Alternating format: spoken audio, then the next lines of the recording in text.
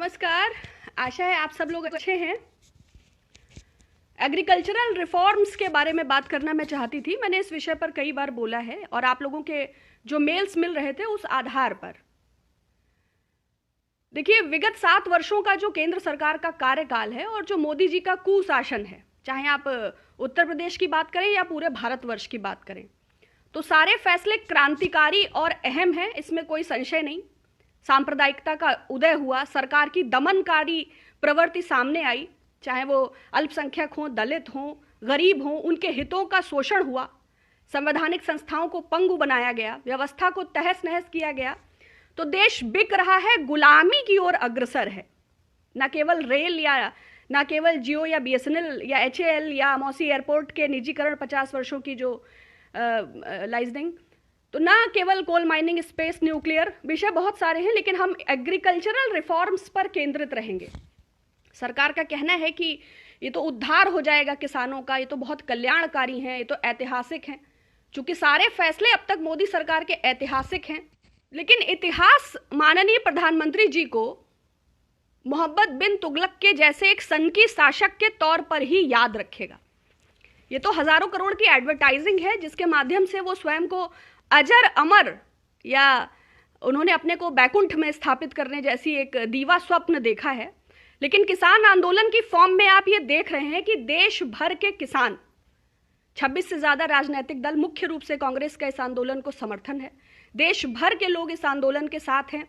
सरकार बराबर आंदोलन को बदनाम कर रही है। जब जून में ऑर्डिनेंस की फॉर्म में आया था तब भी इसका पर्याप्त विरोध हुआ था, लेकिन सरकार इसको सितंबर में, चूंकि संसद सत्र भी चल रहा था और ज्यादा व्यापक रूप में ये दिख रहा है, तो सरकार अपनी ओर से इसको बदनाम, अब तो 700 नुक्कड़ सभाओं का भी चलान आगाज कर दिया गया और जो हैशटैग ट्विटर पर बराबर ट्रेंड हो रहे हैं।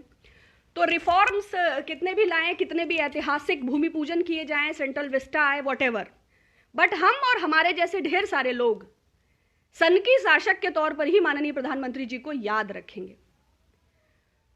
और अगर हम रिफॉर्म्स की बात करें तो मुझे लगता है कि 1958 से 1962 के बीच चाइना में माओ से मोदी जी बहुत प्रभावित लगते हैं।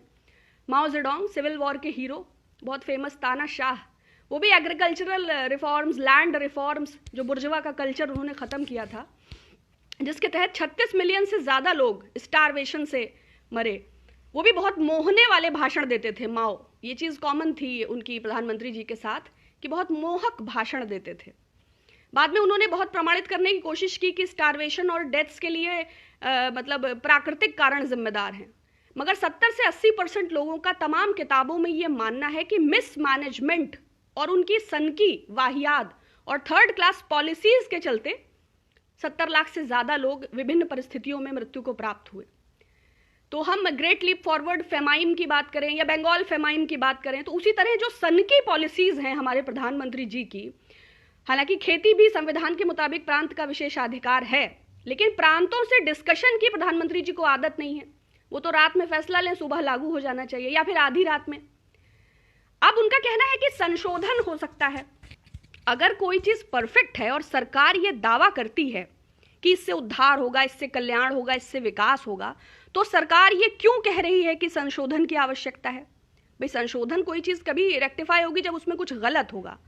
और आपको याद होगा कि नोटबंदी में भी आज पता चला कि 2,500 रुपए निकाल सकते हैं, कल 4,000, परसों 4,200, फिर 2.5 लाख।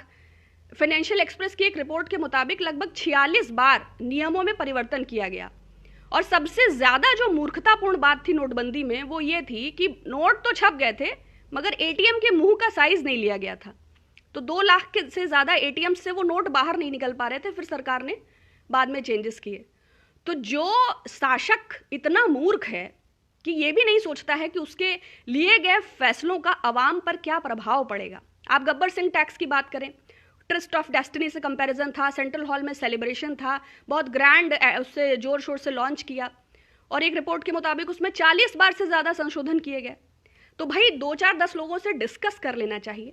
अब वित्त मंत्री को पता नहीं नोटबंदी हो रही है, तो ऐसे जो ऐसे सनकी फैसले होते हैं, क्योंकि एजुकेशन और स्कूलिंग बड़ी नेसेसरी होती है। कोई 16 साल की उम्र में भाग जाए, नेशनल अवार्ड मिल जाए, बहुत प्रतिष्ठित अभिनेत्री हो जाए, कोई पहाड़ पे पर्वत पे चला जाए, लेकिन जो आधारभूत पढ़ाई होती है वो एक इंक्लूसिवनेस, जो एक आइडिया, जो एक डिस्कशन का मतलब होता है, जिससे आइडियाज़ रिफाइंड होके आते हैं और हमें ये सोचना कि इसका आम आदमी पर क्या असर होगा, कम से कम ये सरकार से अपेक्षा होती है। माओ जेडोंग के एक चीज़ और प्रधानमंत्री जी की कॉमन है। जब जापानीज इंपीरियल आर्मी ने इन्वेड किया चाइना को, तो उन्होंने जापानीज इंपीरियल आर्मी से हाथ मिला लिया। ठीक वैसे ही जैसे बीजेपी पीडीपी के साथ सरकार बना लेती है, श्यामा प्रसाद मुखर्जी मुस्लिम लीग जिन्ना के साथ हाथ मिला लेते हैं, लेकिन स्वघोषित राष्ट्रवादी हैं, इसलिए राष्ट्रभक्ति पर संदेह ना करें। हालांकि इन कानूनों का विरोध भारतीय किसान संघ आरएसएस के सहयोगी संगठन ने भी किया, लेकिन वो सड़कों पर नहीं उतरे, दबी जुबान, चूंकि सरकार के नुमाइंदे हैं इसलिए खामोश हो गए। ऐसे अनुसांगिक संगठनों का क्या औचित्य जो अपने विचारों पर स्टिक नहीं कर सकते? जैसे एक संगठन है उनका सीमा जागरण मंच, जब सीमाओं पर न कोई घुसा है न घुसी है तो वो जागरण मंच कहा जाता है। तो ऐसे डेजिग्नेशन होल्डर्स और ऐसे अनुयायियों और ऐसे फॉलोअर्स और ऐसे संगठन के कार्यकर्ताओं का क्या औचित्य जो अपने संगठन की मूल भावना से ही इत्तेफाक नहीं रखते? क्योंकि ये तो एक बुनियादी वैचारिक क्रांति है। अगर अन्नदाता कराह रहे हैं, एग्रीकल्चर एक ऐसा सेगमेंट है, जैसे हम जियो या बीएसएनएल को कंपेयर करें तो बीएसएनएल टेलीकॉम का बहुत बड़ा प्लेयर था, सबसे बड़ा उसका नेटवर्क था, मार्केट में उसका सबसे बड़ा शेयर था, और 3 साल के अंदर जियो ने इतना प्रोग्रेस किया और बीएसएनएल की हालत ये हो गई। सरकार के सहयोग के बिना तो नहीं। कितने लोग हैं, और अब क्या है, 3 ही प्लेयर्स हैं टेलीकॉम में, हम विवश हैं। आज 1 GB डेटा है, कल 500 MB हो जाए तो हम कुछ नहीं कर सकते। सेम वे अगर गल्ला मंडी, कोई व्यवस्था, चाहे गल्ला मंडी, चाहे आढ़ती, चाहे एमएसपी, 73 वर्षों से अगर किसानों ने इस पर उंगली नहीं उठाई तो इसका मतलब है उन्हें जबरदस्ती उद्धार की आवश्यकता नहीं थी। आज अडानी अंबानी के प्रोडक्ट्स का बायकॉट चल रहा है, तो प्राइम मिनिस्टर को सबसे पहले बायकॉट करना चाहिए। देश निजीकरण हाथों में है, ये निजीकरण में है, ये अलग बात है। प्रधानमंत्री का निजीकरण हो चुका है, वो निजी हाथों में है, और ये देशवासियों के लिए चिंता का विषय है। एक एमएसपी जो विगत 2 महीने का एक छोटा सा आंकड़ा है, 1900 करोड़ रुपए का घाटा एमएसपी की वजह से अक्टूबर और नवंबर में हुआ है। मक्का किसानों को लगभग 485 करोड़ रुपए का घाटा हुआ, बाजार मूल्य लगभग 1100 रुपए, और उसको 1100 रुपए से 1550 रुपए के बीच, और निर्धारित एमएसपी इसका 1850 रुपए है। ये अभी सिर्फ 2 महीनों की बात है। ऐसे ही मूंगफली, सोयाबीन में लगभग 333 करोड़ रुपए का घाटा हुआ, धान में लगभग 220 करोड़ रुपए का घाटा है। सिर्फ हरियाणा और पंजाब के लोग थोड़ा फायदे में हैं, क्योंकि वहां पर एक उत्कृष्ट मंडी प्रणाली है जिसको कि सरकार खत्म करने पर आवादा है। अगर प्रांतीय सरकारों को ये जो रूरल टैक्सेस और जो मार्केट सेस टैक्सेस, स्टेट के जो टैक्सेस हैं, ये भी फिनिश हो जाएंगे, और वो लाखों लोग जो कॉन्ट्रैक्ट फार्मिंग या इन मंडियों के ख़त्म होने से जो ढुलाई करते हैं, जो बही खाते मेंटेन करते हैं, जो मुंशी हैं, जो ट्रांसपोर्टर्स हैं, जो इन गल्ला मंडियों के बीच बीच में काम कर रहे हैं, वो सब बेरोजगार हो जाएंगे। इसके अलावा कर्नाटका में 403 करोड़ रुपए का नुकसान हुआ। मध्य प्रदेश में मक्का, कपास, सोयाबीन, ज्वार और मूंगफली, इसमें अक्टूबर में 39% की कमी आई और नवंबर में 29% की कमी आई। तो जो अभी वर्तमान में इस तरह जूझ रहे हैं, तो आप अनुमान लगाइए कि सरकार क्यों अभी तक इन काले कानूनों को वापस नहीं ले रही, इतने दबाव के बावजूद। नमस्कार, जय भीम, नमो बुद्धाय, आप सबको नमस्कार। I am getting all your messages continuously.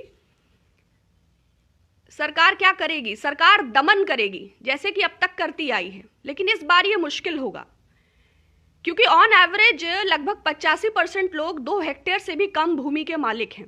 ऐसी स्थितियों में अब सरकार कह रही है आप कहीं भी जाकर बेच सकते हैं। मुझे लगता है कि चाहे नागपुर के संतरे हों, चाहे शिमला के सेब हों, चाहे कश्मीर, क्या चीज़ है जो अब तक आपको उपलब्ध नहीं थी? ये सुविधा पहले भी थी। अगर सरकार प्राइवेटाइज कर रही, सरकार अभियोजन का राइट छीन ले रही है, सरकार मुकदमे का अधिकार नहीं दे रही, सवाल नहीं उठा सकते आप, तो सरकार दमन कर रही है।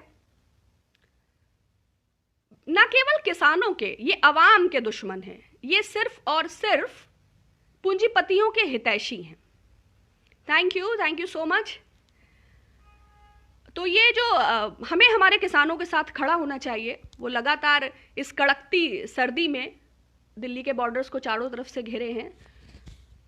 तो जो दमनकारी सरकार की प्रवृत्ति है, इसके खिलाफ आम नागरिकों को भी एकजुट होना चाहिए। सोशल मीडिया पर जो भी उन्हें उनके लिए अपशब्दों का इस्तेमाल कर रहे हैं, जो भी इस आंदोलन के ठीक है, आप किसी पर्टिकुलर पर्सन के फॉलोअर हैं, आम को आम ही कहेंगे, इमली तो नहीं कहेंगे।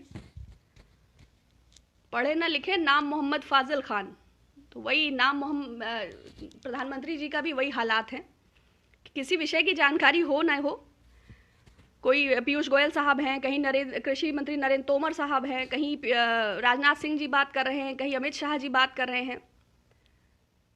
प्रधानमंत्री जी को वार्तालाप में आगे आना चाहिए, संवाद में वो बहुत कुशल हैं, बिना किसी पूर्वाग्रह के, बिना किसी उसको उन्हें एड्रेस करना चाहिए इस इशू को।